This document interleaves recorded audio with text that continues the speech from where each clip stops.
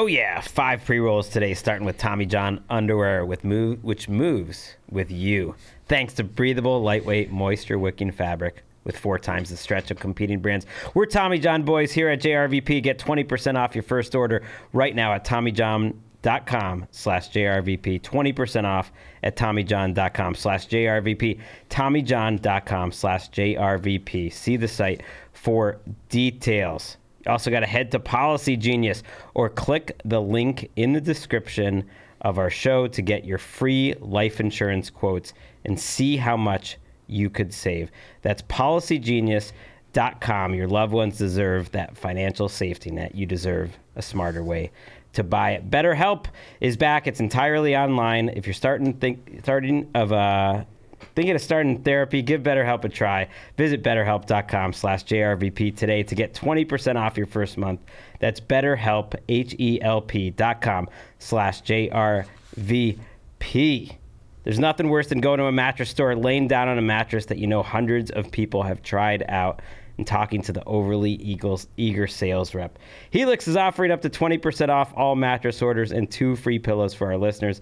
Go to helixsleep.com/JRVP to get 20% off your mattress and 2 free pillows. It's the best offer yet. It will not last long. And finally, if you're looking for an easier way to take supplements, Athletic Greens is giving you a free 1-year supply of vitamin D and 5 free travel packs with your first purchase. Go to athleticgreens.com/JRVP. That's athleticgreens.com/JRVP. Check it out. 5 pre-rolls. That was 5? That was 5. I promise to speak more clearly the rest of the show. You know it's going to be a big one, including a story about breaking into a daycare to steal diapers, a possible diagnosis for Anthony, and a recommendation station I'm really excited about on episode 198 of the Jeselnik and Rosenthal Vanity Project. JRVP. Junior Vice President. Yeah.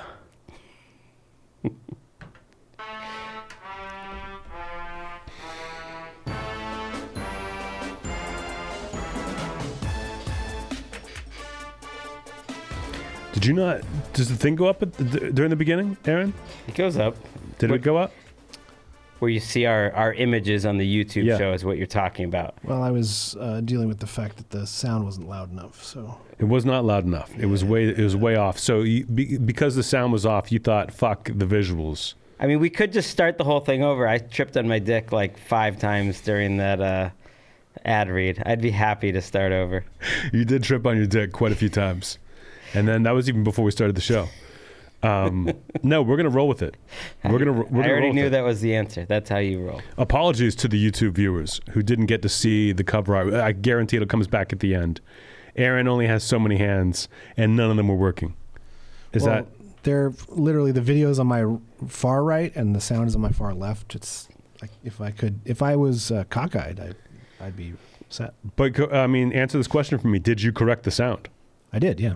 At what point did you do that? Because it still sounded the same volume all the way across. I didn't want to jam it up while it was playing, so it's fine now. It's fine now, but yes, when you listen to this, it's bad in the beginning. No, it'll be compressed and it'll sound decent. Great. You asked me where my quote's from. Where's your quote from? It's John Wick 4. Listen, are you in a mood or something tonight? I mean, you came in seeming like you were in a good mood, but then once we started, I am in a good mood. Everyone's just tripping on the dicks all around me. Yeah. Aaron's never messed up the one thing before. He messed up 2 things at once. Greg, dick tripping. I'll go ahead and say it. So yeah, I'm in a great mood. I've got to deal with all this dick tripping. Hard apology. Thanks. I mean, listen, if I can forgive you if you trip over your dick, you know, people tripping over dicks, I'm not going to get mad. You're laughing like you never heard that. I feel like that's a classic. That's like a broadcasting phrase when you mess up while like reading off a teleprompter. That's a real phrase. I bet if I worked for Roger Goodell, I would say tripping over my dick all the time too.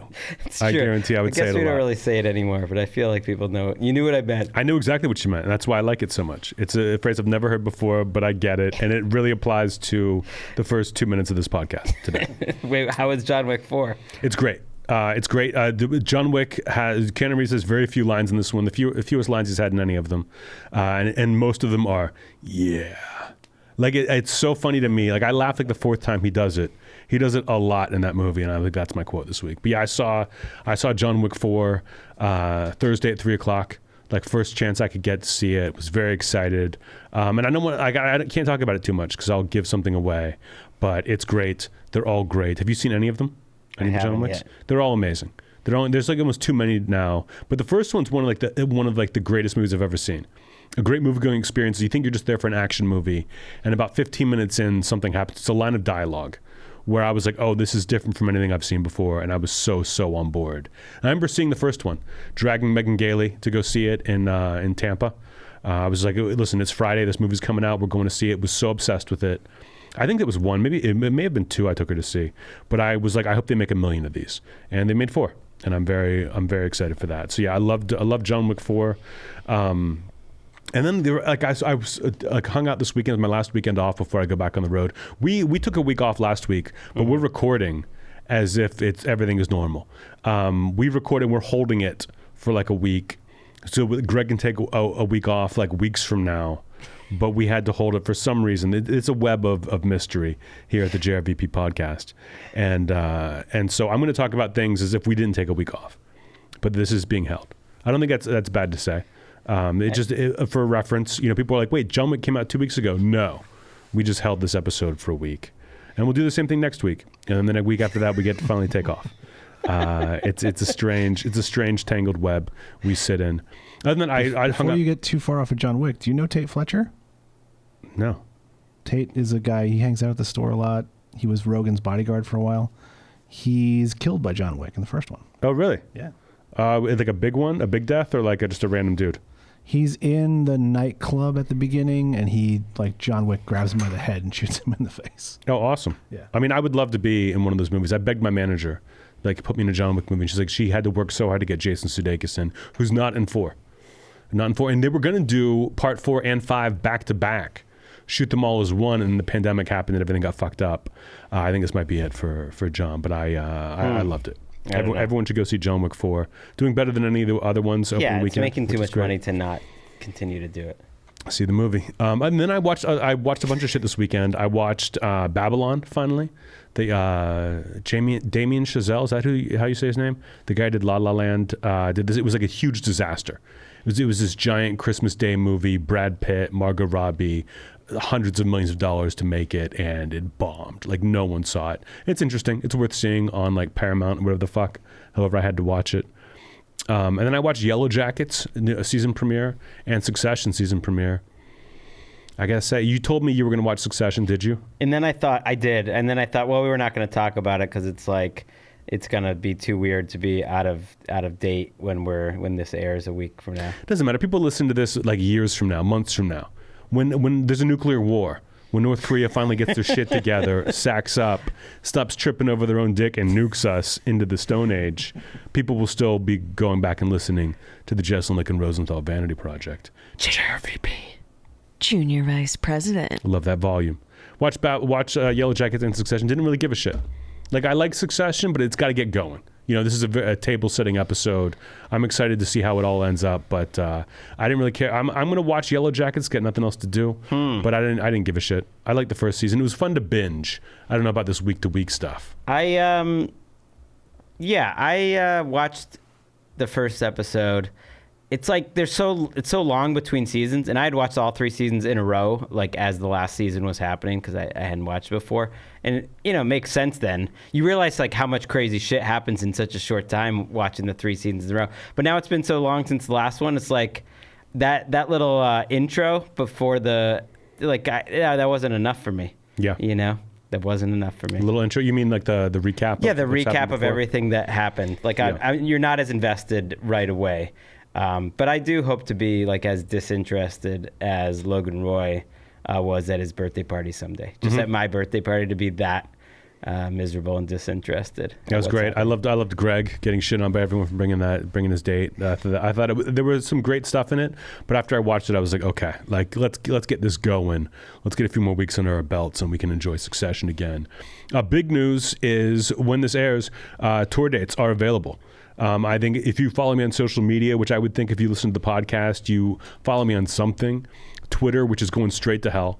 Twitter they're getting rid of the blue check mark. So do you have a blue check mark on Twitter? Yeah. What are you going to do? Is the NFL going to buy it for you?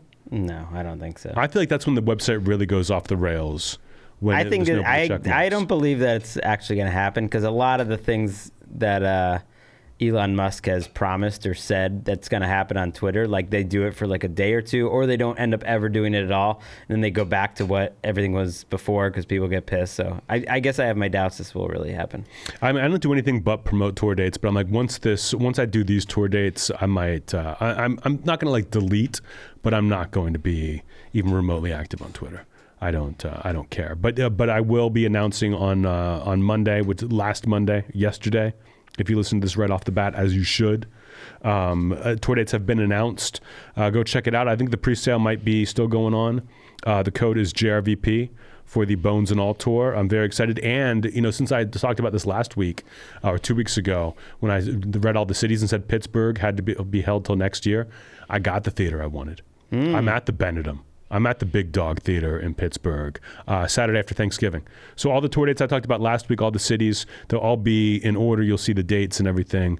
But I have Pittsburgh too that Thanksgiving weekend. Very much looking forward to that. I'm looking forward to all of them. So it's going to be a fun tour. You'll go back, have Thanksgiving with the family. Mm-hmm.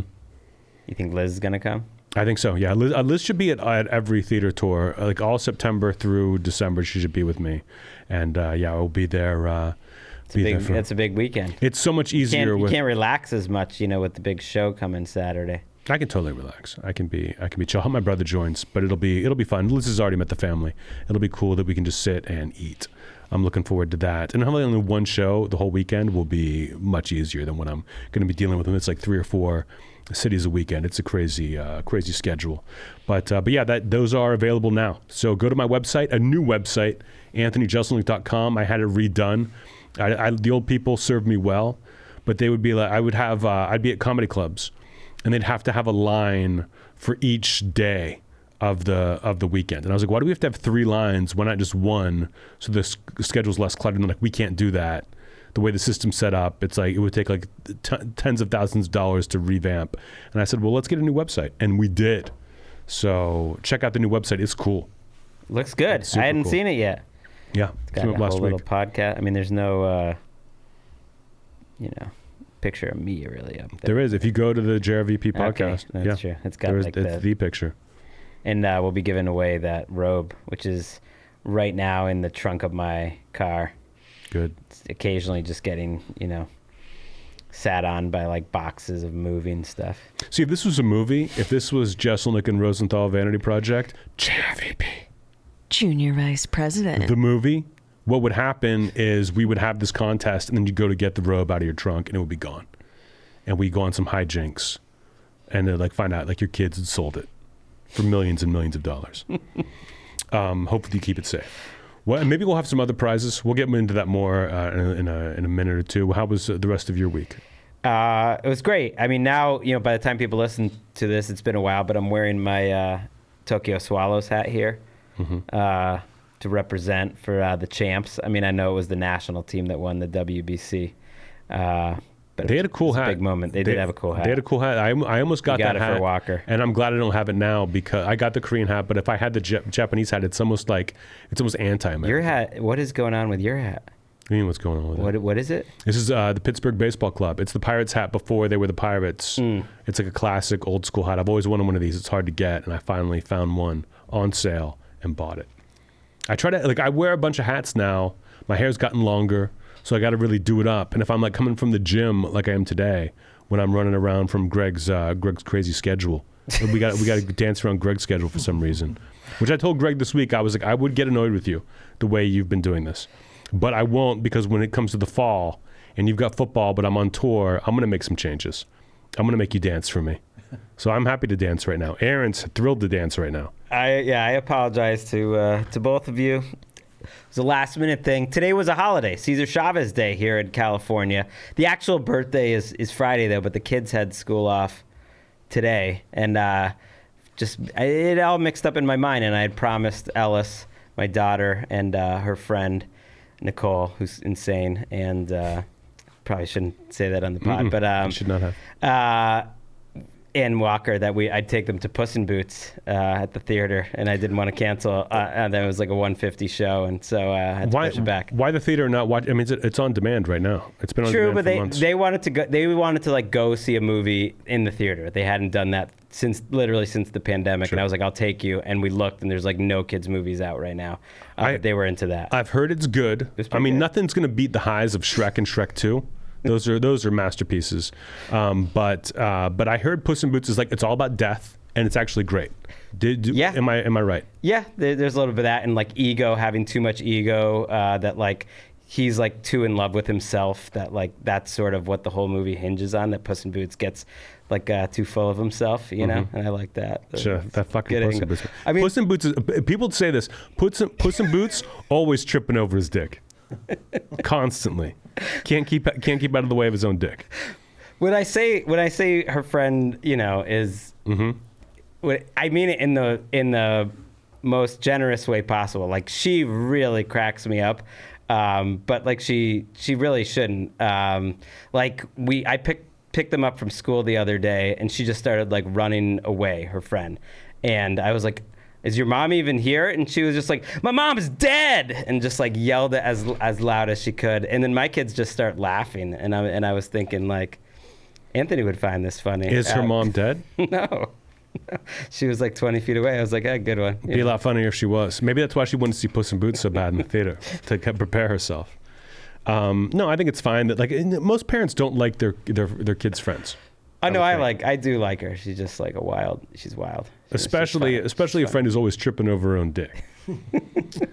I did have some upsetting stuff going on in my life. So we go back to the World Baseball Classic. Oh, okay, that's right. I watched that game, and I have a bad memory.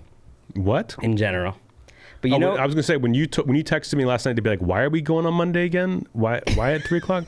Is it because of you? That's when the closest I've come to like blowing my top. Well, because I couldn't figure out why we were taping on a Monday. But this is like going behind the scenes that our listeners don't need to hear about. And they like when I get annoyed at you. Like I texted and deleted like 3 different things to you that got progressively nicer because I was like, okay, I'm gonna need some favors in the fall. Let's be kind. Let's rewind. Yeah, I don't know why it was on Monday in the first place, but that was on me that we had made it on Monday. And there's no reason I can think of other than that was just the date that was on our ad schedule. Just that's possible. And then I made plans. But back to the baseball. That's what's important. Sure. I have a bad memory in general, but I always remember things like where I was when I watched certain games. Like I can remember where I was when I watched like a random Week 14 Texans game or whatever that happens to be memorable. And I will remember for the rest of my life watching the last out of that game in a hair salon, Japanese hair salon. It was Emeka she had gone there a few times and had recommended it to me, and now it's become my place. She doesn't even go there as much. And it was just me and my man Udai, and watching on my phone as the last out happens. It was almost awkward because the haircut was over and I had already paid, but there was like 2 outs left, and we just had to stay there watching it, just the two of us in the hair salon. And big celebration. Storybook ending. I loved it. I loved it. Aaron, you liked that game? You watched it? Yeah. Were you upset? Were you upset that America lost, or were you like pumped that it was such a great ending?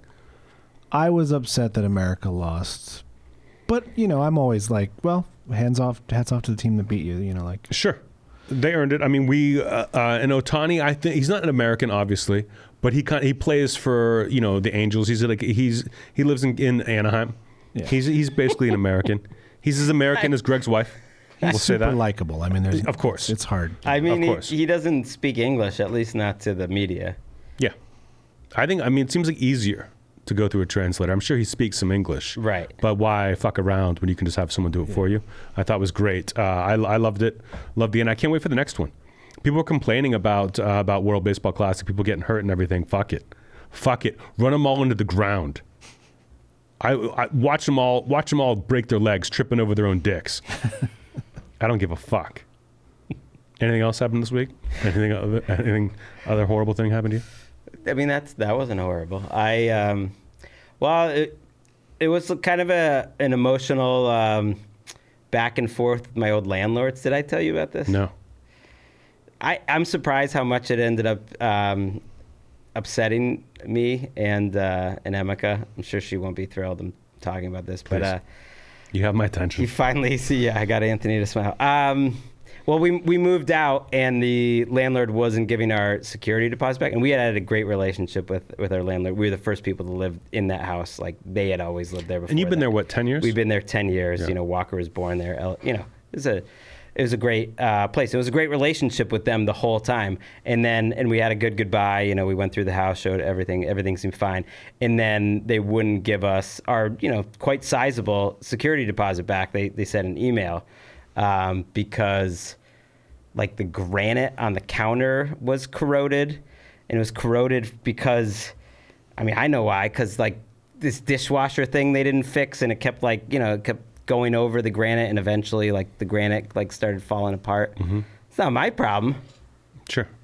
It sounds like a 10-year thing. If you live someplace 10 years, things are going to go wrong. That was what was upsetting, is we treated that about as at home as possible, and Emeka especially cleaned it. Everything was great, and they, you know, they were saying they weren't going to pay us because this granite thing happened, and yeah, there was some back and forth. The question in this scenario, I guess, what would Anthony do is, like, you know, I struggled with how much to push the back and forth, because I called her on the phone, and I stayed pretty cool, but it also felt like having a conversation, like, with a ex-girlfriend, after you've already broken up. Like, I don't know if there was a total point to it. It was almost, like, emotional. Mm-hmm. And I didn't know whether I should keep pushing this to get the money back, because they just were kind of icing me out. And how did it end up? Right now, you know, they basically said, since you were so upset, what do you think is fair? And I emailed them back. This was after, like, the conversation on the phone, which I think I kept my cool pretty well, but maybe in hindsight it was a little emotional. I didn't, like, raise my voice or anything, and they haven't responded to me. What was your response? That's where we're at now. So, like, what would be fair? Like half? Yeah. Yeah, I think that when you're living in this place a long time, I think the go-to, like, the default is you don't get your deposit back. Really? They can find something. They try it. It's like going through insurance and they deny the claim. It's like they just do that out of hat, just to see what you do. And if you're like, no, like, this is ridiculous. I understand the granite has, like, you know, corroded or whatever, but we've been living there 10 years. We treated that place like our own home. Like, we gave it back to you as good as can be expected. There are obviously going to be some, like, things that run down over 10 years. We were model tenants. Mm-hmm. Give us our deposit back. Like, this is unfair. And I think a lawyer would have a field day with this. I mean, you could go that far.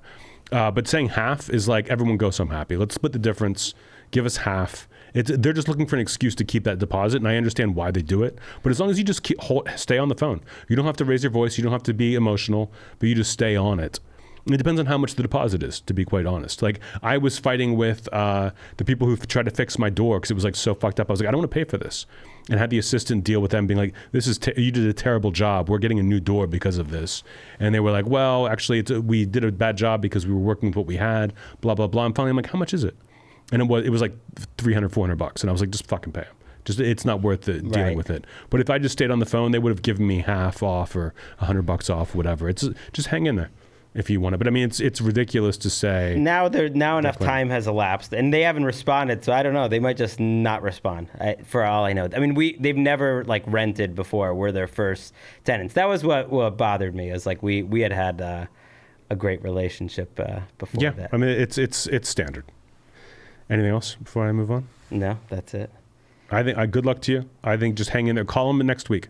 Wait a week and then call them back. Yeah, I started, like, looking into, like, what you can do at the city of Santa Monica. You know, they don't even live here anymore. They live in Texas. Like, they're not gonna want to come back here for some city of Santa Monica, like, rental board. I don't know what the hell. Sure, and then I was like, that's no. your leverage. I didn't want to do that. I didn't want to do that.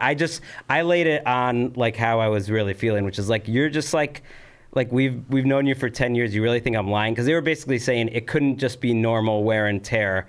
Like, we had someone come in and said that it was either, like, some crazy acid or, like, you were banging on it really crazy. And I was like, no. What are you talking about? You know, and that's where I was kind of like, you're calling us liars? You know, like, we didn't do anything. I would line up the things you could do, no matter how extreme, and then be like, this is what I'm going to do if you don't give me half the money back. I'm going to like initiate this and start this process, and I think they'll give it to you. They're just trying. It's easier Yeah, not to give it back. I don't think I'm going to do that. Emika was just like, take the high road and just move on. It's easier not to give it back than it is to give it back, but not by much. That if you just make it like a little more difficult, they'll give it to you, and half is, I think, is fair. Don't tell them about the corpse in the backyard. And now it's time for Did We Get Any Notes? Did we get any notes? Notes. Did we get any notes? Notes. Did we get any notes? Listen, Aaron set off a firestorm last week talking trash on Tar, which was, again, I cannot stress enough, was a bold move. A very bold move to watch 15 minutes of a movie, a 3-hour movie, and then interrupt your boss in the middle of his podcast. Your boss. And start trashing it for the 15 minutes that you watched. And hang in there. Hang in there with it. That I feel like, and I've seen comments, people like raging about whether this is a good movie or not. I don't care if it's a good movie or not. I loved it. Not everything I love has to be great. As long as I love it and respond to it, I will talk about it on the podcast. Greg's the same way. Greg and I aligned, so we talked about it more than we probably would have. If someone says I saw Tar, didn't like it, I don't have an argument for you. You don't have to like everything I do. Not everyone's a fucking big boy like me. All right? If you can't watch a movie, a 3-hour movie, without tripping over your dick, then I'm not gonna sit there with a pillow trying to soften your fall. But what I think Aaron's punishment should be for daring to look into the face of God and drool, which is what you did. I think every week, Aaron, from here on out, you have to watch the first 15 minutes of something and then review it for us. You cannot watch it all. You have to watch 15 minutes, turn it off, and then tell us what you think. Break it down, and then you have to tell us what you think is going to happen in the movie. What are you going to choose for next week? I need you to stick to this. What? You know what? I want you to do Babylon. Yeah, you're asking him on the spot here. I want you to do 15 minutes of Babylon. I think in a 3.5-hour movie. A very divisive movie. 3.5 hours? So it's at least 3. It's a long-ass movie. But I liked it more than I thought I would, but I couldn't imagine being in a theater watching it. Just being at home on TV, dicking around on email, that was the way to do it. But next week, I expect 15 minutes of Babylon review. Okay. Otherwise, I will say we've got 55 submissions for the Jeselnik and Rosenthal Vanity Project. JRVP. Junior Vice President. Erotic fan fiction contest, 55. So keep them coming. Next week's episode 199, then it's over. I'm gonna close submissions, and I will be reading them. I'll make Greg read them. I might even make Aaron read a few, and then we will break them out in episode 200. Who knows what else happens in episode 200? We might just read erotic fan fiction for an hour and a half. That might be it. I mean, I would get your submissions in if you haven't after you hear this, because this is delayed a week, as you know. We're getting closer to 200. Yeah. I mean, do it. Because, yeah, we have what we have this week, the next thing, and then we have the week off, and then when we come back from the week off, it's 200? We're 2 weeks away from 200 right now as people are listening to this. Sure. We have a week off, and we have a week off in between. You Yeah. do, yeah. Okay. All right, great. Another thing I want to say thank you. I'm enjoying getting stuff from the fans in the podcast. Again, this is a free podcast. We're not going behind a Patreon wall.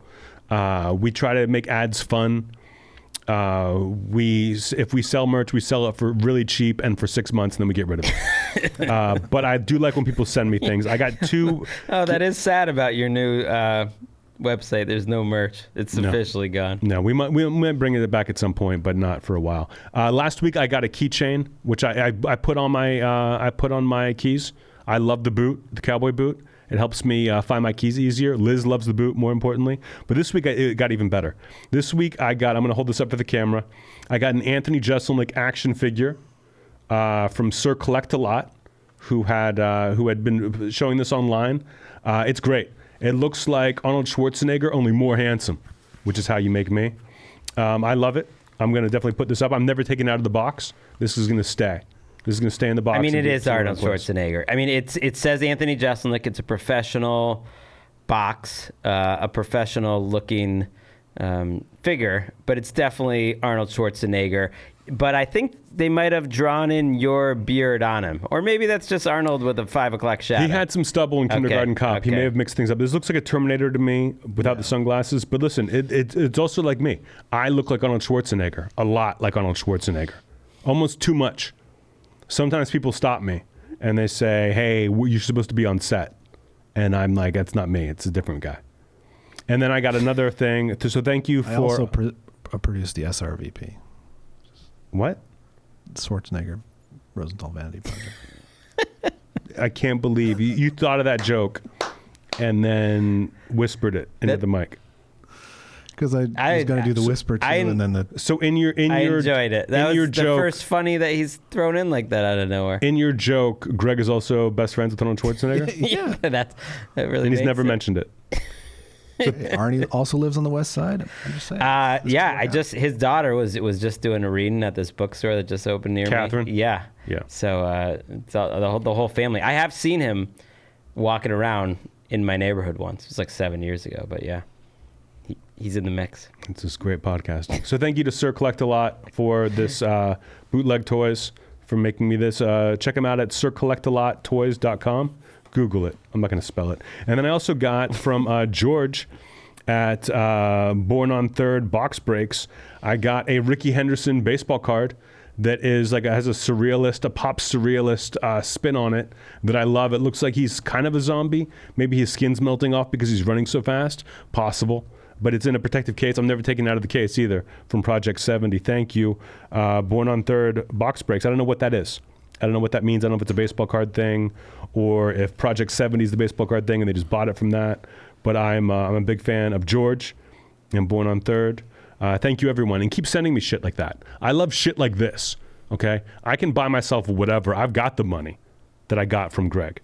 But I don't know. I've never heard of these things. You had to make things for me, of me. I love that the most. Yeah, when you So keep opened sending them, me I wish things. we had an unboxing video of you open them. I saw genuine joy. Genuine joy. You were just like, hell yeah. Yeah. I don't know if it's going to be like weird or like cool, and these are very cool. I mean, these will go up in my home, and that's the biggest compliment I can give you. And that was, did we get any notes? Did we get any notes? Notes. Did we get any notes? Notes. Did we get any notes? And now it's time for... Ad copy. You know, I felt especially bad to start the show because I stepped and tripped all over my dick when I started that Tommy John ad. And I always want to do the best for Tommy John. We're Tommy John boys. We are Tommy John Aaron, boys. what kind of underwear do you wear? It's Only not weird. Tommy John. Yeah. I mean, listen, I don't know if you're joking or not. I'm Tommy John head to toe. Like balls to shaft. I John. am right now. I'm wearing my Tommy John, and Tommy John's celebrating their 15th year this year. A traditional 15th anniversary gift is crystal, and this year Tommy John's making it crystal clear you deserve to be unbelievably comfortable. If every Tommy day. John made clear underwear, they just like squeezed you so you're like your junk was all just pressed up against it and everyone could see, I would wear that shit. I would wear it so hard. Tommy John, get on the stick and produce that. It's crystal. It's your anniversary. Yeah, it's one of the sponsors that changed my life. I tried it once and then I'm in. That's all I'm wearing. Tommy John underwear is listed on GQ's latest 10 essentials with Kevin Hart. I mean, if Kevin Hart's pumping it up, you know it's good. More than 96% of reviews give Tommy John 4 stars or more, with over 20 million pairs sold. You got to try a pair for yourself. And they got a lot of innovations. You know, like the blend, it's very soft. I mean, that's what really is selling me. But it's also got like the different hole. You know, when you go into the urinal, it's different how you're taking it out. I don't care about any of that. I like it feels good and it keeps everything like all like kind of compressed in a way that I don't ever trip over my own dick. It's physically impossible for me to trip over my own dick because of Tommy John. It's a perfect time to grab some new Tommy John. Ladies, if you take a guy's pants down and he's not wearing Tommy John, pull his pants back up and go, you just tripped over your own dick, and then walk out. Don't give him what he wants. Get 20% off your first order right now at TommyJohn.com/JRVP. 20% off at TommyJohn.com/JRVP. TommyJohn.com/JRVP. See site for details. They also got the pajamas. I'm wearing those Tommy John pajamas every night too. Helix. I'm wearing the Tommy John pajamas in the Helix bed. It's all connected. Look, if you're going to be tripping over your own dick, you may as well fall into a Helix mattress. That's all I'm saying. Give it to your friends. Everyone knows someone who needs a bed or has a bad bed or an air mattress. Buy them a Helix mattress. That's what I did for my friend, and she fucking loves it. I love mine. I've had back issues over the years, diagnosed with scoliosis when I was younger, although, like, I don't know. Was that guy just talking out of his ass? I never heard anything about it. He was lying to you. Since then, and I really haven't had major problems. But my back hurts, and when I got that Helix mattress, it got better. Emeka loves it. I love it. You can take the quiz, and they basically match the right mattress for you and your body, whether you sleep hot, whether you sleep cold, and most importantly, you get it shipped straight to your door, free of charge. You don't have to mess with those stores. Shout out to Midnight Deluxe. Yeah, that's Anthony's really high-end bed. I got the same one. It's beautiful. 100-night free trial too, and a 10-year warranty. Guess which one I got, my friend? Which one? Midnight Deluxe. Yeah, it's the best one. Same bed I use. It's like what Jesus would have done. Depending on how you sleep, like you get the soft, the medium, the firm, whatever you want. Don't take our word for it. It's the #1 mattress picked by GQ. You know, fuck and that. Wired. Take my word for it. Okay, that's Stop fair. tripping over your own dick with your ears or your eyes if you're watching the YouTube, and go get a Helix mattress. Helix is offering up to 20% off all mattress orders and 2 free pillows for our listeners. Go to helixsleep.com/JRVP. This is the best offer yet. It will not last long with Helix. Better sleep starts now. Again, up to 20% off all mattress orders and 2 free pillows at helixsleep.com/JRVP. Policy Genius is how we're wrapping this up, because it's hard to follow Policy Genius because it's life insurance, because it's so necessary. Nothing feels as necessary as life insurance. Because if you don't have life insurance, you can't sleep, so you don't need a Helix mattress. Right. If you don't have life insurance, you don't feel confident enough that you can have sex. So Tommy John, what are you doing? You can be dirty down there. You don't need the clean Tommy Johns. Right, and if you're not alive, or if you're just racked with guilt because you know you're not hooking up your loved ones if something happens to you, if you trip over your own dick, what are you even doing? Don't you want people to be happy when you die? Now is a great time to take the lead to future-proof your family's finances by getting life insurance. Policy Genius gives you a smarter way to find and buy it. Policy Genius is built to modernize the life insurance industry. So the technology basically helps you compare life insurance quotes from all of America's top insurers, just a few clicks away to find your lowest price. With Policy Genius, you can find life insurance policies that start at just $25 per month for $1 million of coverage. Some options offer coverage in as little as a week, and you avoid the unnecessary medical exams that a lot of places ask. Policy Genius has licensed agents who can find the best fit for your needs. They work for you. They don't work for the insurance companies. Your loved ones deserve a financial safety net. You deserve a smarter way to find and buy. Head to policygenius.com or click the link in the description to get your free life insurance quotes and see how much you could save.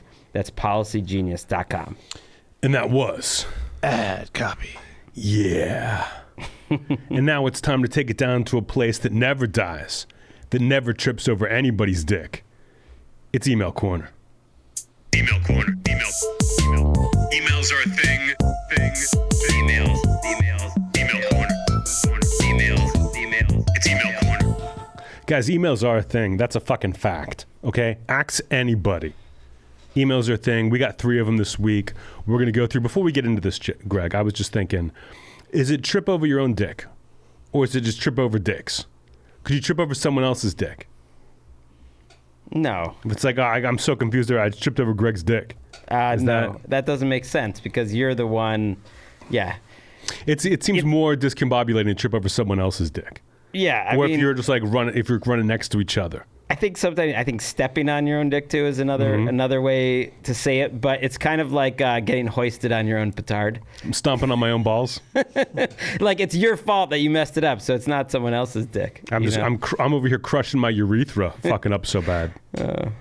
I feel like Debbie, my mom, who had a great visit here. I I don't know if she's gonna like the recurring joke of this episode. But Debbie taught you see. that saying. We'll see. I remember the first time I met your mom, and she was like, "Oh, I made food for you boys. I wasn't. I knew you were coming, so I didn't." I knew you were coming over, and I didn't want to trip over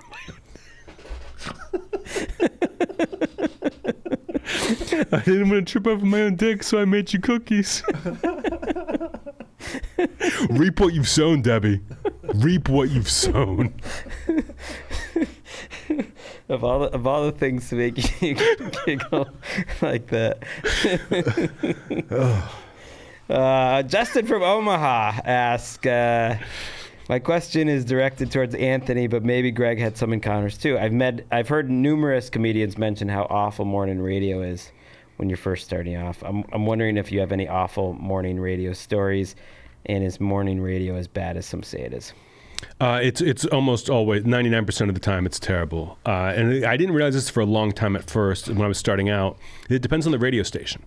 You know, usually Sure. the alternative station, the classic rock was a little better. Alternative would be cool. They were younger guys, and they usually knew who I was. You know, classic rock, they would be kind of competitive. Like they were older dudes, and they like thought they were as funny as you, but were like insecure, so it was awkward. The worst was always they called it the soccer mom station. Like whatever the variety hits one, where I had my worst situations. I remember, like in the beginning. These are all in person. Yeah. And that back then it was always in person. They would just take you to like a office building, and you just go from station to station. Sometimes for 10 minutes, which is like, okay, whatever. Sometimes it was like 3 hours, and you wouldn't know till you got there, and I hated those so much. But I remember some of the worst I ever had. A lot of times it was like, what's your name? Jeselnik? You got to change that, man. I was like, oh, this sucks. Or they'd be like trying to set me up for a joke, and I was always terrible at that. They'd be like, what do you have jokes about? And I'd be like, oh, just like ask about my family, I guess. And they'd be like, how's your dad? And I'd be like, he's fine. And they'd be like, oh, all right, man. Like, and it would never work. But then occasionally there was like an alternative station in Austin, Texas that I was on, and I got along great. It was like a guy and a girl, a DJ in the morning. And they were laughing at me. We were having a blast. And so many people that weekend came up to me and were like, I heard you on the radio. And I came and I was like, oh, it does work. I've just been so bad at it. And the worst one ever was the last time I ever did the soccer mom station. I remember I go in, it's a guy and like an older woman. And the guy's like, hey, we're coming back from commercial in a minute. Do you have any jokes about Harry Potter? We're doing a big Harry Potter themed show today. And I go, no, man, you got the wrong. And I always assumed they knew who I was. They never did. And this older woman goes like, oh, you're a comedian. I was talking to my mom this morning, and she said, and I go, oh, I can't believe your mom's still alive. And everything stops. And she goes, that's hateful. And then the interview was over. And I was like, no more soccer mom stations. I remember once I was doing the roast of Donald Trump, and like the day before I had to do like 1 million of these morning radio on the phone.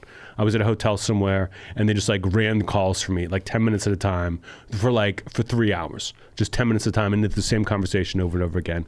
And I start to lose it toward the end. I didn't realize how annoyed I was until I go to this one station, I forget what it was, and the guy goes, hey, Anthony Jeselnik is here. First question, who are you? And I go, I'm one of the hottest up-and-coming comedians in the world right now. And like so angry. And they were just like stunned. And I was like, we like talk for 10 minutes, and as they go to leave, before I hear the click, they go, Jesus Christ, and then click. And I was like, yeah, I should have been like, you got to watch to find out. You got to watch tonight to find out who I am. I'm the new guy. And then I was like, I blew it so hard. And I'm so glad that I don't have to do morning radio anymore. So glad. I mean, you still have to do it, don't you? I never had to do it. No one was ever telling me. I always did it because I just thought it was good for the Around the NFL podcast, or good for myself before that podcast happened, just for people to know who I am. Now I don't say yes unless I have a good relation, unless it's like someone I consider like a friend, like that I've done it with a ton over the years and enjoyed. Like shout out to Darren Smith in San Diego. Like when he asks, I always do it because he's great and we get along. He just found out that we have this podcast, and so I don't know if he's listening right now. But if I'd only do a couple now, and it's only if I really like the host, because there's not really much payoff. But it must be better if they have questions to ask you. They're asking you about Lamar Jackson and shit. That would be always easier. Easy. Oh, it's very easy, and it's fun to talk about sports. Occasionally it'll be kind of shock jocks who try to get me to like bury Roger Goodell. It's just like, I'm not going to do that. You know, what am I doing? Or that like once someone asked me if I was when someone literally thought I was Ken Rosenthal. So I'm not. It got a lot better for me once I did the roast, because then they just ask about the roast. What was Trump like? What was so-and-so like? And that was so much easier. Before, when it was just like, tell us about your jokes. It was terrible. Yeah, mine are terrible. very easy. They're just talking about the draft, talking about the stories of the day. I still like doing it. There's some guys out there that are awesome, and girls. Harlan asks, longtime Jeselnik fan, this is an involved theory that he's got, so hang in. He says, I've noticed some interesting behavioral traits of Anthony over the last few years and wondered if he's ever been tested for Asperger's. Some of the Asperger's behaviors he's talked about are disdain for small talk, inappropriate affect, laughing when people share tragic news or get hurt, having a special interest. I mean, for him, it's books, but what is that? Saying socially inappropriate things, such as, I hear you're not good with rings, to Liz's friend he had just met. How he told Liz early in their relationship that if she had a problem with his dog, he'd dump her. Drinking a beer before a business call, and then telling other participants about it. I would add, not dating the girl with the broken foot. An odd sense of sarcasm many people have trouble relating to. However, you've managed to change it into a strength. And then this week, Greg mentioned how you have several black and white rules about things, and many are rather unusual. During the episode, you do a quick screening. Okay, five minutes you could do to see if you should get a further evaluation. Greg could chime in for any observable behaviors, such as whether you have difficulty reading people's facial expressions. I'm the same age as you, didn't get diagnosed until last year, so being on the spectrum might have flown under the radar. We didn't even talk about this. Do you want to take a 5-minute screening? No, we don't. I didn't realize it was asking me to do it, but Me neither. I did it at home. Oh. It's quick. It's like statements, and then it's like agree, Okay. strongly disagree, strongly agree, or strongly disagree, strongly, or just disagree. I did it. It's like 20 questions. And at first I was like, I don't have fucking Asperger's or autism. And I'm like, let me just do it so I can talk about it. And as we're going through, I'm like, oh, I might have this. And then when I got to the end, it was like, you have some traits, but you're probably not. And this is just an online questionnaire with like 4 possible answers for everything. I very well might. And again, having autism, having Asperger's sounds fun. It sounds like you play by a different set of rules and no one can really do anything about it. They can get mad at you or whatever. But I've never felt bad for anyone with autism or Asperger's. I'm like, okay, you just live in a different world. I'm glad that people are more aware of it and can kind of recognize it in other people and know how to, I don't know what the treatments would be, but I would not do them. I don't care if I have it. If I have it, deal with it, everybody else. I'm over here swinging my dick around, not tripping on it. I am tripping on it. They don't even call it Asperger's anymore, by the way. It's just sort of on the spectrum. It's part of autism. Let me run through some of the questions. I prefer to do things on my own rather than with others. Sure. Yeah. Okay. I'm just going to run through the questions. I prefer doing things the same way. My morning routine, supermarket, no. I found myself becoming strongly absorbed in something, even obsessional. Slightly disagree. Sensitive to noise, wear earplugs. Yeah, I'll do that sometimes. Sometimes people say I'm being rude even though I'm being polite. Yeah, happens. But then I find it easy to imagine what characters from a book might look like. Not really. Slightly disagree. I don't know. Again, it was only 4 options. But if I took a test, they might say you're on the spectrum of Asperger's. And is Asperger's autism light? Well, that's what I just said. Aaron? They've gotten rid of it. It was just sort of on the spectrum. They literally has officially changed Asperger's syndrome, the name of it. The symptoms are now included sort of in the autism spectrum disorder. But yeah, it was just sort of a part of it. I remember I used to listen to the Adam Carolla podcast when it first came out for years, back in the aughts. And I remember Dr. Drew, which now is a hated figure, but was a good foil for Carolla back then. And I remember him saying he thought that Adam Carolla had a light dusting of Asperger's, to the point where it's somewhat productive for him. That some of the traits kind of help his life and would never be something that you would need to get treated. It was a little light dusting of it, and that always stuck with me because Emeka kind of thinks I have some behavioral traits, which also would be consistent here. Just because I'm obsessed with trains. More than anything else in the world doesn't mean I have autism or Asperger's. Maybe I just love trains. Maybe trains just fucking rule.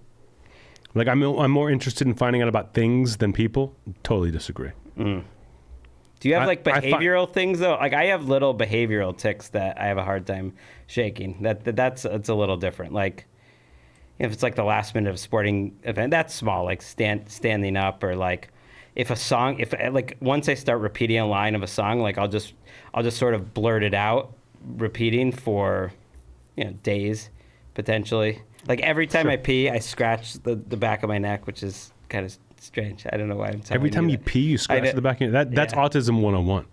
That's the first thing. There's a lot of like, it just feels you like you feel like when you're it's a lot of like just little things. Like you feel like your mind sort of like gets into like almost like a groove where it repeats the same thing over and over when you're put in certain situations. Sure. I mean, listen, whatever it is, it serves me well. It serves me well. I don't care if I have it. I'd be proud to have it. I'd be proud to stand with the few, the proud, the autistic.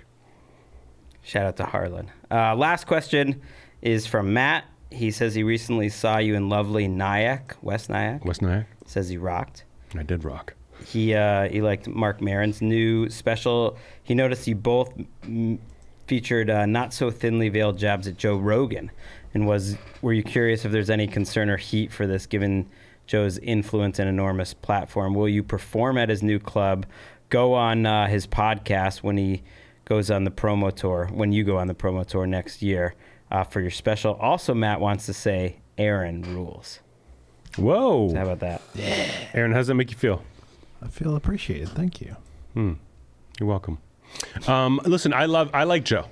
I like Joe Rogan. I know Joe Rogan is like the guy backstage who I would see at the Comedy Store when he still lived in LA. Joe was always cool, treated everyone with respect. The employees loved him. Everyone around was like happier that Joe was there. We're not like good friends. We didn't hang out much, but I would just see him and we were cool. That's what I think of Joe Rogan as. When people talk about like, the Joe Rogan Experience, the podcast, he's doing COVID misinformation. Like, I don't give a shit. I truly don't care.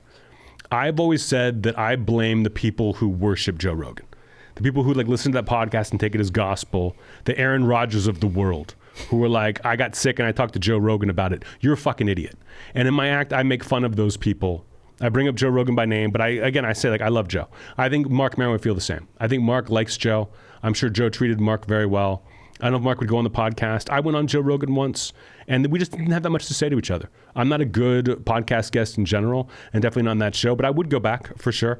And again, I like Joe, but I think the cult around him, the people, there are friends of mine who moved to Austin to be with Joe Rogan. I understand. I do not respect it. There are people who like make their careers out of being a Joe Rogan satellite. I understand it. I do not respect it. Stand-up is a one-man game. Anyone who's like a satellite of someone, I do not respect. I think I've been pretty on record, but I don't blame Joe. Joe's just doing what Joe would be doing normally, and Joe treats people well.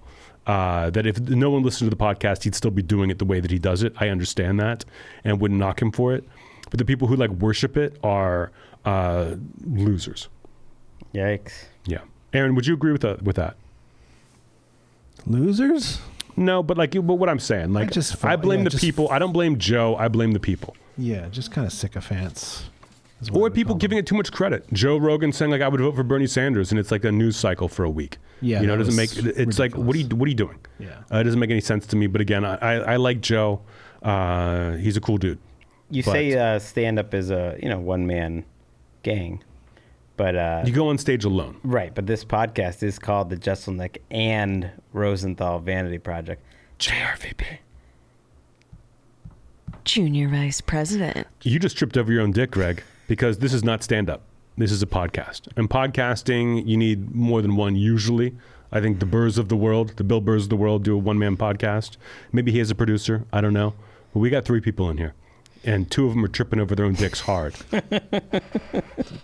Fully agree. And that was Email Corner. Shine on, you crazy email. And that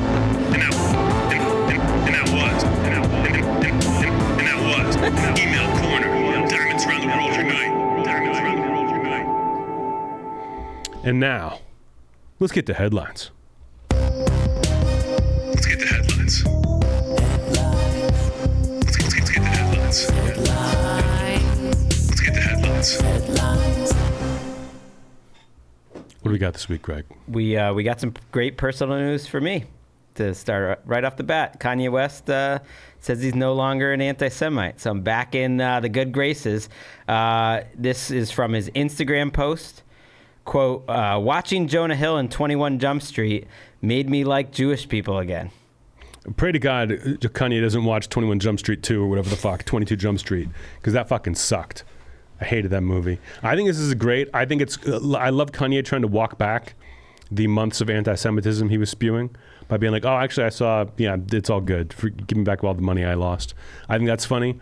My first instinct when I saw this was I hope he doesn't watch that one with Jonah Hill and Eddie Murphy, because it'll put him right back into anti-Semitic land. I love it. You People, it's called. You People, yeah. Don't watch You People, Kanye. It'll make you anti-Semitic again.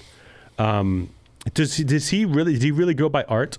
Was he like, did he never watch Sandy Koufax pitch or any of that shit? Like, was he just like, I have hated everything Jewish I've ever seen until 21 Jump Street? Well, I hope not. I mean, if nothing, the Jews have been representing well in the arts, in film, in plenty of things. If he had left it there at that first comment, that was the first line of the post. Watching Jonah Hill in 21 Jump Street made me like Jewish people again. If he had left it there, it would have been like the first funny thing Kanye West has done in a long time, or maybe ever. Like, he wants to be funny, and that would have been funny if he just sort of like left it there. But he continued. And he said, like, no one should take anger against one or two individuals and transform that into hatred towards millions of innocent people. No Christian can be labeled an anti-Semite knowing Jesus is a Jew. Thank you, Jonah Hill. I love you. Why is it Jonah Hill? I'm a big fan of, and this is Kyrie Irving did this the other day, that he was like, are you anti-Semitic? And he's like, anyone who knows me knows I couldn't be anti-Semitic. And you're like, that's not a no. That's not a hard no. It should be a black and white situation. Are you anti-Semitic or are you not? I just think it's funny that he would single out Jonah Hill. It's a lot of pressure on the other Jewish people out there to not set Kanye off. And do you think that he's really changed? No. What could change from watching 21 Jump Street? Is 21 Jump Street good? I gotta watch it. 21 Jump Street's good. Did make me want to watch it. 22 Jump Street I did not care for, but 21 is a good movie. Maybe one of Jonah Hill's best, I would say. It's no Wolf of Wall Street. It's no Superbad. What was his first one? It's better than Funny People. I'll give you that.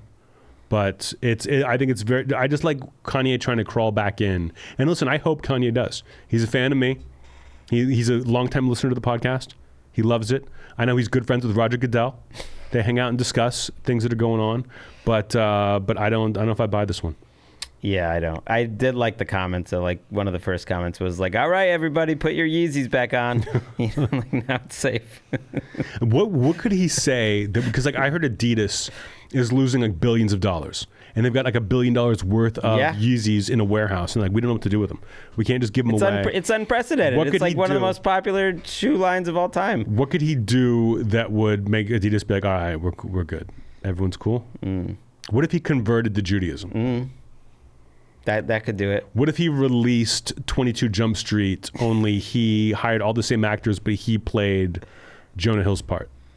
Would that be atonement? What about, like, he really starts pumping up Seth Rogen, too? The movie where he was, like, the pickler? Mm-hmm. Like, it didn't get a lot of pop, but people liked it. If he just started going hard, like, it was a series of Instagram posts, the pickle movie.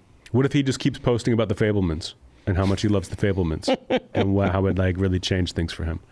I wonder, like, what could he do if he just kept on going down this path? How many would it take? It's just like, really love this new book, American Pastoral by Philip Roth. Mm-hmm. Learning a lot. Yeah, Philip Roth is the jam. Made me really think about things and what I'm all about. I root for Kanye. I root for him, but I don't believe him. I don't either.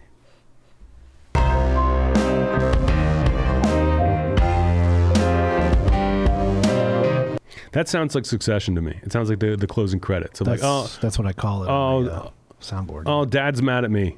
But all right, I'm gonna say something, and then you play that song. Okay. Oh no, Dad's mad.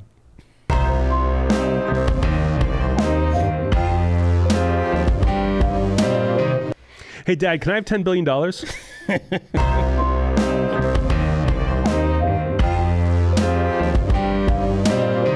Hey, Dad, I want to get married to a prostitute I just met.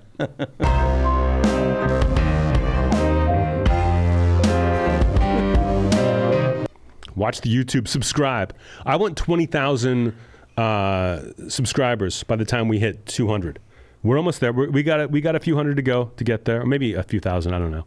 We're at like maybe 17,000 subscribers. We should be higher. Again, there are podcasts I hate. They get hundreds of thousands of views. We get 10,000 views. I want 100 more times views. If I've got to trip over my dick live on camera, I'll do it.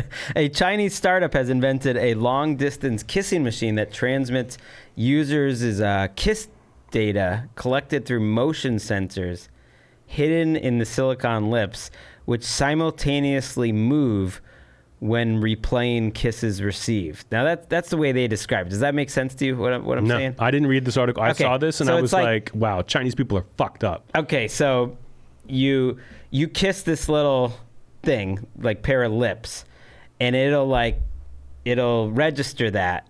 You'll save it, and you'll essentially send it to your partner in almost like a file, and then you could kiss it. It's going to kiss you in the way that your partner just kissed that other lip. So it's like kissing your partner. So you have kisses on file. Yeah. So like you can just be like, I'm going to play Aaron's kiss over and over again. So it's not like Aaron's got a kiss. It's not like a tin can with two strings. No, not exactly at the same time. No. It's just a file that goes. Some file. Yeah. It's the speed of the internet's fast, so I don't think it's like uploading like AOL for 10 minutes to get your latest kiss. But yeah, you do it and you send it over, and yeah, you could have a bunch of different kisses. You know what's a good use for this? You know what this would be good used. This would be a good thing to use for? What? Sexual assault. That's pretty much it. If you're a stalker and you're trying to get to somebody and kiss them, this is how you do it. This is how you get to Tiffany Haddish, everybody, is the Chinese kissing machine. Chinese people are fucking sick for thinking of this. I'll tell you what the Japanese. This is a blanket statement. Chinese people are fucked up for this alone. Everything else they do is great. This kiss machine, Aaron, back me up. It's fucking weird, right? It's weird. You know what the Japanese would do? They'd literally send someone over. No. Oh. Dick sucking machine. Oh, yes. The Japanese are like 2 steps ahead. It's smaller landmass than China. Is that right, Aaron? Oh yeah. Japan is smaller than China? Yeah. Way smaller. Mm-hmm. I mean, come on. Who's got the Greater Wall? China. I mean, China does. Yeah. That's true. But when it comes to dick sucking technology, the Chinese are way behind. It's only $38 though. It's a bargain. It's not bad. I guarantee the first time you hear about this, or the second time you hear about this after us, is going to be someone getting unwanted kisses from a kissing machine. Like, let's say... Well, I think you have to literally stick your lips on the machine you to put do it on your cheek or your neck. Someone could go up and put it on you. Let's say... No, mean, you're in your house. Someone's going to run after you. I think I get the sexual thought. I thought they were sending the file and then you were opening it. I think people are going to say the kisses are from themselves and it's from someone else. Like, let's say Emeka gets this for you. She's like, you're on the road a lot, following the Tennessee Titans. I want to be able to kiss you on the road. And then you're kissing this thing for months and you get back and she's like, that was my dad. That was my dad's kiss you've been getting. That's what's going to happen with this. Wait, is your dad after the big Ryan Tannehill touchdown in Jacksonville? I don't know what you're talking about now. It's called Moi is the name of the... Moi. It's a good name. It's a good moi name. would be like me or I. Moi is me in French, but I think moi is kiss. That's the sound I make when I kiss. Aaron, let us know what you sound like when you kiss. A little sexier than I do it. I like it. It also captures and replays sound, and it warms up slightly during kissing. What if you're like a biter? What if your kiss is hurt? What if you're one of those freaks? Yeah. You That know, could be a problem. Can you do that? It was inspired by lockdown, isolation, and trying to connect people. I think all Chinese technology is brought about by that. I don't need this though. I'm a great kisser. I'm like. It's not for bad kissers. If it was what if it was like if you had an option that it could be like the alien thing where like the lips open up and the little alien shoots out and stabs you in the face. That's what it's like to kiss me. That's what it sucks to kiss me. It sucks. Yeah, I would. It's like I got a mouthful of. I took an aluminum can, ripped it up, filled my mouth with it, and then spit it in your face. That's what it's like to kiss me. It sucks. Liz really powering through. I think if you were a great kisser, though, maybe your file could be like, really popular. It could be like a side business. Yeah, I was going to say like a Cameo style. Yeah, it's like an app almost. It's like, oh, you got to go get Rosenthal. It sounds weird, but he's just like very, controlling, but also sensitive. Maybe instead of merch, I give my kiss file away, and anyone who buys this technology could feel what it's like to kiss me. People were complaining in the comments, saying it's very uncomfortable. It doesn't feel like a real kiss. You think? That's weird. Maybe one day. Another reviewer, which I like, said it was a fun product. Quote: even if you're single, yes, I do think it's more popular among singles. This is the My Buddy of sex toys. Do you guys remember My Buddy? Yeah. Oh, yeah. My Buddy was the doll for kids who had no friends. I wanted one so bad, and my parents wouldn't get it for me. But this is like the kissing thing of that. It's the saddest shit. You remember the song? My buddy. Yep. My buddy, Wherever we I go, he's gonna goes. go. My buddy, My buddy. my buddy, My buddy. my buddy and me. And remember the girl, My Buddy? No. There was a girl one. Oh, okay. Kid sister. Kid sister. Yeah, Oh. same fucking song. They were lazy on that song. They tripped over their own dicks on that one. My buddy just looked like Chucky too. He was Chucky-esque. He was a huskier Chucky, Yeah. if you will. I mean, he was just a doll that they called My Buddy. Mm-hmm. But it should have been. I think the My Buddy doll should have been one that tried to kill you, not Chucky. Or try to kiss you. What if you could combine My Buddy and moi? My fuck buddy, my fuck buddy. Whenever I'm drunk, he's down to fuck. And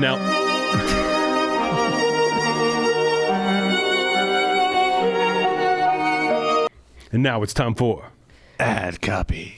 Better help. Look, getting to know yourself can be a lifelong process, especially because we're always growing and changing. I'm surprised. I look back at myself 5 years ago. I'm a much different person even than 5 years ago. So you're always having new needs, and therapy is there to help you with that, deepening your self-awareness and understanding. Therapy can be helpful whether you've suffered something very serious or if you're just looking for positive coping skills and how to set boundaries. It empowers you to be the best version of yourself. BetterHelp is online therapy. It's designed to be convenient, flexible, and suited to your schedule. If you're thinking of starting therapy, give BetterHelp a try. You just fill out a brief questionnaire to get matched with a licensed therapist and switch therapists anytime for no additional charge. Discover your potential with BetterHelp. Visit betterhelp.com /JRVP today to get 10% off your first month. That's BetterHelp, HELP.com /JRVP. This morning I helped myself out by having a little AG1 every morning. I don't know why, but I've switched actually with my AG1. I now put the water in first, then I put the that's what you're supposed to do. athletic greens. That's Really? Oh yeah. Because in the past, Emeka and I had both been putting the powder in first. Oh no, I thought that'd be a disaster. Like Liz did that once by mistake. It skips. It sticks a little, but you just gotta shake it. Yeah, Shake but I it want to hard. know. I wanted to make exactly 10 ounces of water. If the powder's in first, you don't know where the fuck you are. I mean, it's not gonna be a huge difference. It's just one scoop. It's pretty simple. That's true, Mr. Literal. I did it this morning too. I haven't missed a day in like 6 months Dang. since I started AG1. I do Athletic miss it Greens. here and there. Emeka never misses it.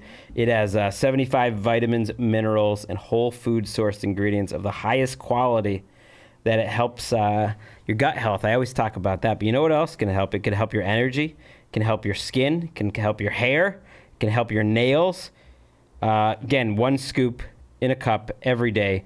Why take a bunch of different things that you would have to buy at different places? It's just a pain. This takes care of it all in one place. They've been helping millions of mornings since 2010. It's a great daily habit to make yourself feel better. If you're looking for an easier way to take supplements, Athletic Greens is giving you a free 1-year supply of vitamin D, 5 free travel packs with your first purchase. Go to athleticgreens.com /JRVP. That's athleticgreens.com /JRVP. Check it out. And that was. Ad copy. Let's get back to headlines. I need a theme song yet? Yeah. Yeah. Let's get the headlines. Let's get the headlines. Let's get the headlines. Yeah, it's fun. Just treat ourselves. Little headlines in the middle. Norway-born Marius Gustafsson is accused of being at the heart of a wide-ranging conspiracy that involves up to 29 offenses of extreme body modifications, including the removal of penises and testicles for the website that he's running, where he would upload videos of the removals and also sell the body parts. How much are people paying for a severed penis? Up to 200,000 British dollars. I Pound. think. No, wait. Could that be? That looks like pounds to me. No, I know that, but just for one penis, or he's getting charged that? That seems crazy. Yeah, I mean, what is it like? Do they? It's like when I was a kid, it was like $1,200. Is it like rhino horns? What if like rhinos are buying severed penises to make their own medicine? What if it's a two-way street and we didn't know? Supposedly his total income is around 200,000 pounds. What made me That laugh makes more sense. One dick for that much money seems a little pricey. I wonder, like, let's say I want to buy a dick from you, Greg. All right, you've got Sure. severed penises. I want to buy one. How much is one dick going to cost? We're gonna charge $2,500. $2,500. What if I want two dicks? Well, it would be $5,000 unless you want the extra deluxe, and that would be $6,000. I would think that it would be $4,000. You know what I mean? Okay. $2,500 for one dick. You want two Yeah. dicks. That way, let's say I'm running. I'm in a race. Someone's chasing me. I can throw the dick over my shoulder, and someone trips over the severed dick. I'm tripping over severed dicks over here. Is that a saying? Do people say that? It should be. I think that's kind of what Gustafsson was up to here. Buying in bulk, it's like the Costco of severed dicks. What made me laugh about the headline was it sounded like people were upset that they were going to him for a castration and that he was putting the castration on his website. Which Eunuch Maker is a very funny website name for a guy who castrates dudes. Eunuch Maker. I wonder if he was like Dick Chopper and they were like, no, that's already taken.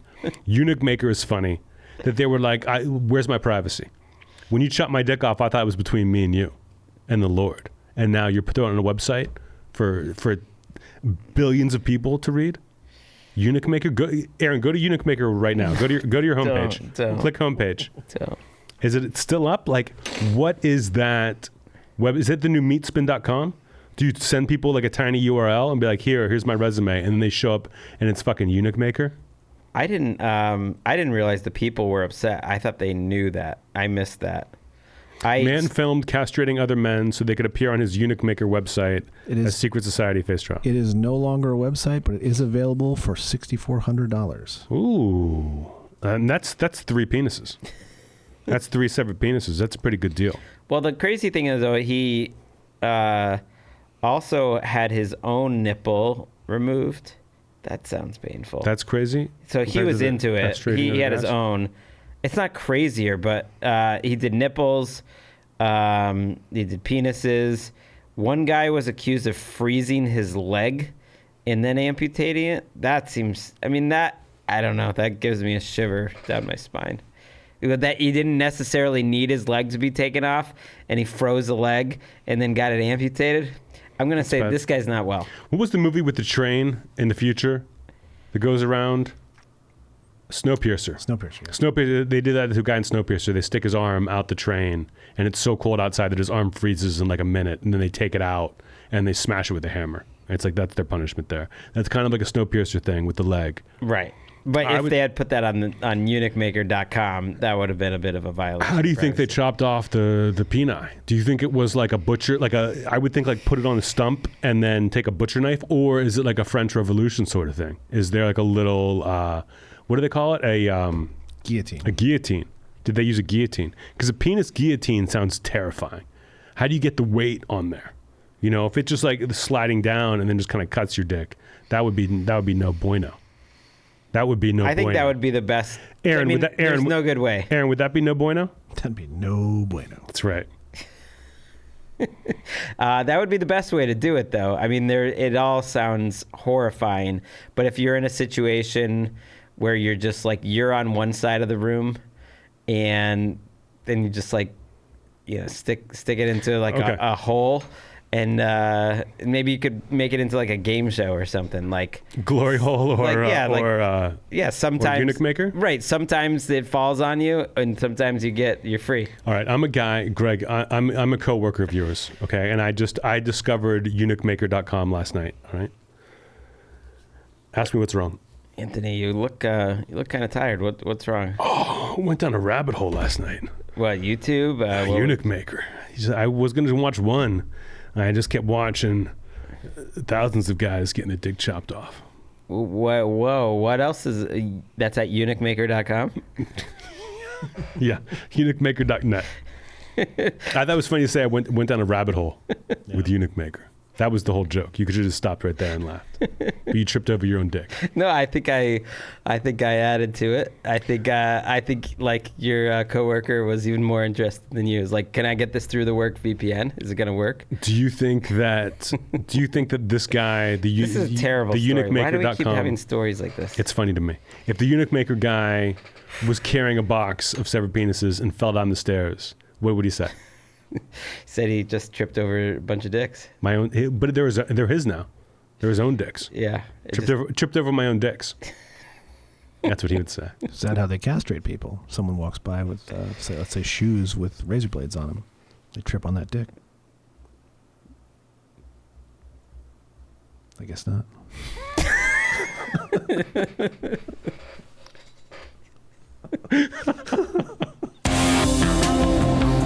Last headline. You've got to watch the YouTube video this week just to see both Greg and I having the exact same reaction to Aaron's long walk.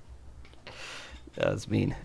A New York man allegedly entered a daycare center last week while it was closed, stole diapers and formula, and left notes behind indicating that he wanted to pretend to be a baby girl. A baby girl, not just a baby. Yeah, baby girl. He's a trans baby. I mean, I think he's just...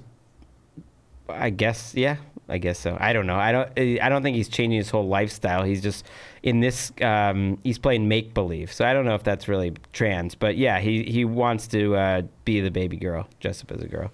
Why did he leave the note? Like, why don't you steal diapers from the store? Yeah. Why do you go into a daycare? So there's a lot going on here. The story actually started back in January. Of course. That's January 30th. The center's director told police an employee had found $120 in the daycare center out of nowhere with a handwritten note asking if the daycare had adult-sized diapers and if the staff would play along with what was going on. They immediately contacted the police. There was a break-in, and then they decided to install a surveillance camera. And then it happened, I think, a few more times, but this most recent time, they received an alert and called 911 because the surveillance video showed the guy came back playing with diapers, piercing them together to make like a bigger one, and then putting them on in the bathroom. And they also found that he drank half a bottle of formula and used the bib. I don't know. He was just getting into it. I like that he was leaving money for the diapers, though. He wasn't trying to steal the diapers. It's pretty fucked up that the staff wouldn't play along. You think they want to spice up the work week a little bit. They got regular babies, and they got Jerry over here as the baby girl. I've never heard of taking a bunch of diapers, little kids' diapers, and turn into a giant diaper, like a Voltron diaper situation. Oh, yeah. You know what I mean? Well, you're not a parent, yeah. You've thought of that? Oh, yeah, we all do that. It's just kind of spice it up. Especially when your kid potty trains, it's like, what are we going to do with these diapers? That's what you do. There are, because we've had stories on this podcast before about, remember the guy who had hired a nurse to take care of his son who was There's a lot of baby stuff. Yeah, and then made them wipe his ass and stuff, and then it turned out he was the guy hiring them. I love that. You would think this guy would know about that guy and would just do that. This seems like the most difficult way to get diapers and formula is to break into a daycare after hours, I assume? Yeah, it was after hours. He was a 65-year-old. No one knew him. Like he lived nearby, but they didn't have any idea who this dude was. Oh, this guy didn't have a lot of friends in the community? He wanted to be called Baby Danielle. And he really looked like he was like really looking for them to cooperate and like someone to play along. Like he was disappointed with that, but he admitted in a court appearance he had a problem. How would they have told him? Fully admitted it. How would they have? they got him red-handed. How would they have told him they were down to play along? He leaves a note, leaves. Like he's leaving out like cookies for Santa Claus and $120. Were they supposed to like go outside and like wave the money and be like, yeah? I think maybe they would have like set it up for him and like left more adult diapers and maybe like a little play area and like maybe they could make some sort of art for Baby Danielle, a little place for him to play. If this guy had just gotten on the internet, he could have easily solved all his problems. He must have not had Google, because if you got on any message board in the world has a section for this shit. They all do. But it's not. You want the actual, experience. I think in life. People can do that. This guy deserves to have the book thrown at him. The baby book. It's been a tough week. The big book of baby names. What is his name again? Daniel Sealer. Maybe a special honor here would perk him up. Just saying. I mean, we haven't given it out yet. Aaron, what do you think? Should I do it? Let's do it. Daniel Sealer is our JRVP Listener of the Week. I'll tell you right now. Now, the JRVP Listener of the Week. Now, the JRVP Listener of the Week. The JRVP Listener of the Week. That was so loud. Sorry about that. I don't know why that was so loud. You know what you just did, Aaron? Tripped over it. You tripped over your own dick. And now it's time for Choo-choo. Recommendation Station. Greg. I have books, but I've been doing books lately. I'm going to go with an album that I've really enjoyed, 10,000 Gex by 100 Gex. You know about 100 Gex? No. I mean, on one level, they're kind of like obnoxious, but on another level, it's like where music that I'm interested in and music my children like and will be interested in the car have finally like met up. I'm sure a lot of our listeners know it. They have a couple songs that are very like memeable. If you heard it, I have a feeling you would recognize a few of them, like Me Me Me and Hollywood Baby is I think their single, which is great. Some of it sounds like terrible music that was like released in the early 2000s, but somehow they pull it off. It's all very catchy, very short songs. I find it delightful. Doritos and Fritos is a big hit in our household.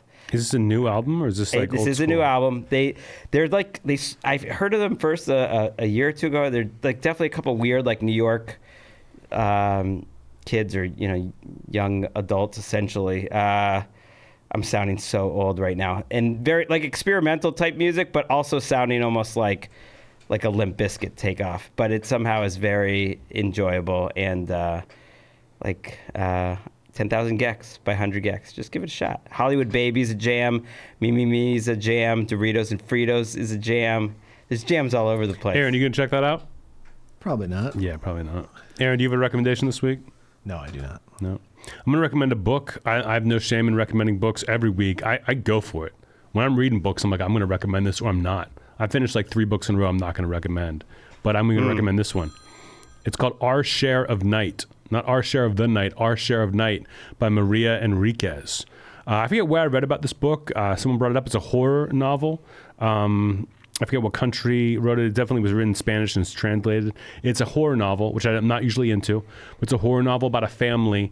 It's like a guy and his wife are in a cult, like a demonic cult. And they have a son.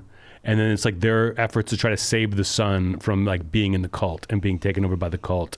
And it's great. It's got violence. It's got familial drama. And I really like the end of it.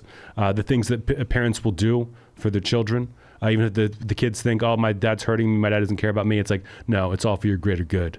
It's a great book. I really enjoyed it. Our Share of Night by Maria Enriquez. Check it out wherever books are sold. And that was Choo-choo. Recommendation Station. Debbie, since you love this episode so much, why don't you not trip over your own dick and get us out of here? Whoa, Nelly Furtado. That's a spicy meatball. Is that okay, Greggy?